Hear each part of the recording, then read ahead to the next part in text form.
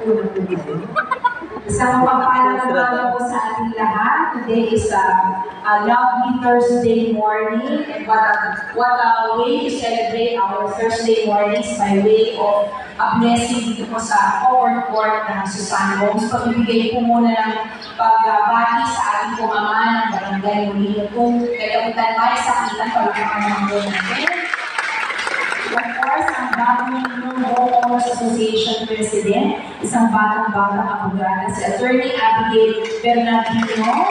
Kaya maraming nag-aabog dito. Yung kanyang ama, Paco, naging katuwang ko po noon sa franchising board, po ba? Medyo retired na si Attorney Bernardino. I hope he's enjoying his life. Ikamusta mo ako sa kanya. And of course, kasama po natin ang ating pong kinakawan ng DPWH, Cavite 3rd District Engineering Office, Engineer Jean Estinor. Hello, ma'am. Ang ating pong contractor, ang Glover General Construction, si Ma'am Lorna Pagliado.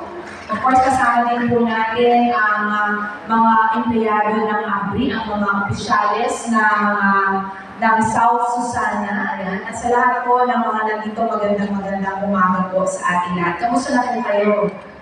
Isa po sa mga activities po natin ay pag-progress ng mga proyekto na ating pong ginawa. Parang kailan na, August of 2023, last year, si President Harriet Billones pa ang Pangulo, nag-groundbreaking po tayo dito.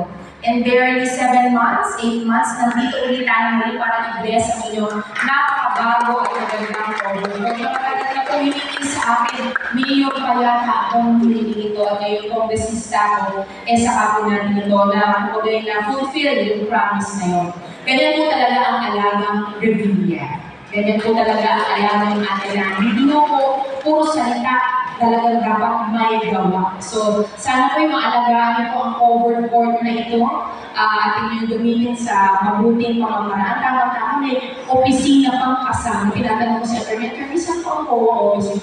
Ayan po ma'am, naidamay po ng construction ng covered court. So, meron na kayong tanggapan at hindi na kayo makikitanggapan sa mga bahay-bahay ninyo.